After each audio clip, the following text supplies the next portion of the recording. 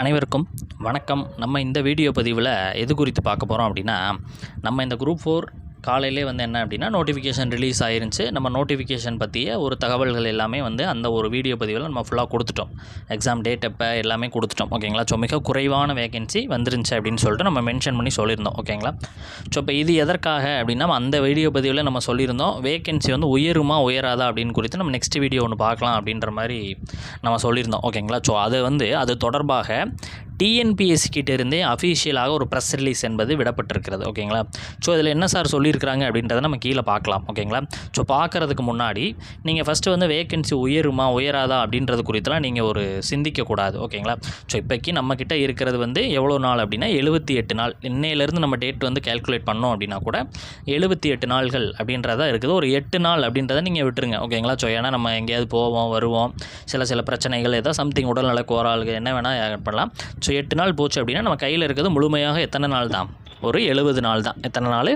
ஒரு 70 நாள் தான் நம்ம கையில் இருக்குது. ஓகேங்களா.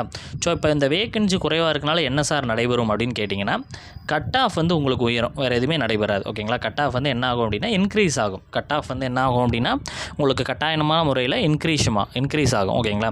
ஸோ ஒரு 10,000 வேகன்சி இருக்குது அப்படின்னு வச்சுக்கலாம் ஃபார் எக்ஸாம்பிள். அப்படின்னா உங்களுக்கு கட் ஆஃப் ஒரு 168லேருந்து உங்களுக்கு இருக்கும். ஓகேங்களா. ஒரு 168 எடுத்தால் கூட ஒரு வேலை கிடைப்பதற்கான வாய்ப்பு இருக்குது. ஓகேங்களா. ஸோ அந்த வேகன்சி குறைய என்ன ஆகும் அப்படின்னா கட் ஆஃப் என்ன ஆகும்? உயரும். ஓகேங்களா. ஸோ இப்போ நீங்கள் என்ன பண்ணணும் அப்படின்னா கண்டிப்பான முறையில் உங்கள் ப்ரிப்பரேஷனை அதிகப்படுத்த வேண்டும். ஓகேங்களா. ஸோ உங்களுடைய ப்ரிப்பரேஷன் ஸ்ட்ராட்டஜிஸாக இருக்கட்டும் அதை என்ன பண்ணணும் அப்படின்னா மிக அதிகமான முறையில் நம்ம பண்ணோம் அப்படின்னா கட்டாயமாக தேர்வில் கிளியர் பண்ண முடியும். ஏன் சார் எப்படி சார் சொல்கிறீங்க அப்படின்னா, உங்களுக்கு உண்மையான காம்படிஷன்ஸ், உண்மையான எத்தனை பேர் உங்களுக்கு தேர்வாளர்கள் காம்படிஷன்ஸுக்கு ரியல் ஃபார்ம் போடுறது 25 லட்சம் போடுவாங்க. ஓகேங்களா. ஸோ உங்களுக்கு ரியல் காம்படிஷன் எவ்வளோ அப்படின்னு கேட்டிங்கன்னா வெறும் 50,000 நபர்கள் மட்டும்தான். எத்தனை பேர்?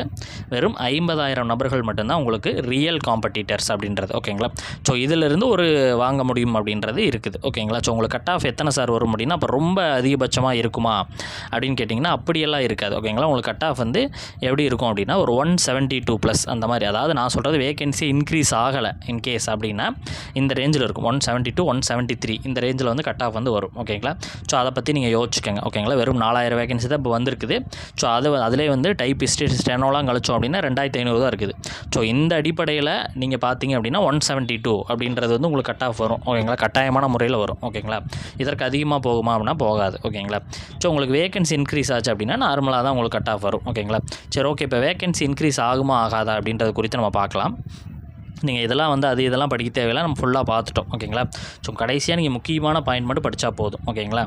ஸோ 2025ஆம் ஆண்டு அறிவிக்கையில் வெளியிடப்பட்ட காலிப்பணி எண்ணிக்கை அரசு துறை நிறுவனங்கள் அதிகரித்து பெறப்படும் பட்சத்தில் கலந்தாய்விற்கு முன்பாக மேலும் அதிகரிக்கப்படும் என தெரிவித்துக் கொள்ளப்படுகிறது. ஓகேங்களா. ஸோ இப்போ எப்படி அப்படின்னா என்னென்ன ப்ராபபிலிட்டிலாம் உங்களுக்கு அவங்க என்ன சொல்லியிருக்கிறாங்க, உங்களுக்கு கவுன்சிலிங் டேட் முன்னாடியே உங்களுக்கு இந்த கட் ஆஃப் என்பது அதிகப்படுத்த நிறைய சான்சஸ் இருக்குது அப்படின்னு சொல்லியிருக்கிறாங்க. அப்போ கட்டாயமாக நம்ம கூடும். நம்ம போன முந்தைய ஆண்டுகளில் பார்த்துருந்தாலும் நம்மளுக்கு தெரியும். அறிவிக்கையில் ஒன்று வரும், எண்டில் கட் ஆஃப் பார்த்திங்கன்னா வேகன்சி அதிகம் எவ்வளோ இருக்கும்? நிறைய இன்க்ரீஸ் ஆகிருக்கும். 3000லேருந்து 4000 வேகன்சி அப்படின்றது தாராளமாக இன்க்ரீஸ் ஆகிருக்கும். ஸோ இப்போ வந்திருக்கிறது ஒரு முதல் கட்டமான ஒரு வேகன்சி, தற்காலிகமானது தான். ஓகேங்களா. ஸோ இது கட்டாயமான முறையில் கண்டிப்பாக உங்களுக்கு என்ன ஆகும்? இன்க்ரீஸ் ஆகும். ஸோ யாருமே கவலை கொள்ள தேவையில்லை. ஓகேங்களா. ஸோ இப்போ 3000 4000 இருக்குது அப்படின்னா உங்களுக்கு கட்டாயமான முறையில் ஒரு 4000லேருந்து 5000 வேகன்சிலாம் கட்டாயமாக வரும். 8000 9000 அப்படின்றது கட்டாயமான முறையில் வரும். ஸோ நீங்கள் யாருமே கவலை கொள்ள தேவையில்லை, படிக்க ஸ்டார்ட் பண்ணுங்கள். ஓகேங்களா. ஏன்னா 70 நாள் தான் நம்ம கையில் இருக்குது. ஓகேங்களா. ஸோ அடுத்தடுத்த வீடியோ பதிவுகளில் நம்ம எப்படி ஒவ்வொன்றும் படிக்கணும்னு பார்க்கலாம். ஜிஎஸ்க்கு சார் முக்கியமான லெசன்ஸ் கொடுங்க அப்படின்ற மாதிரி கேட்டிருக்கிறீங்க. ஸோ அதையும் நம்ம கொடுக்கலாம். ஓகேங்களா. தமிழுக்கு எப்படி ஸ்ட்ராட்டஜிஸ் பண்ணலாம் அப்படின்றத நம்ம கொடுத்துருக்கலாம். ஓகேங்களா. அப்புறம் தமிழ் புத்தகம் குறித்து நிறைய நபர்கள் கேட்குறீங்க. ஓகேங்களா. ஸோ தமிழ் புத்தகம் புது சிலபஸ் அடிப்படையில் நீங்கள் எப்போ சார் ரிலீஸ் பண்ணுவீங்க அப்படின்ற மாதிரி நிறையா நபர்கள் கேட்குறீங்க. ஸோ நம்ம பெரும்பான்மையாக ஒரு 75-80% என்பது புத்தக வேலைப்பாடுகள் என்பது முடிஞ்சு கிட்டத்தட்ட ஒரு 3-4 மாதங்களாக நம்ம பண்ணிகிட்ருக்குறோம். ஒரு 75-80% அப்படின்றது முடிஞ்சு.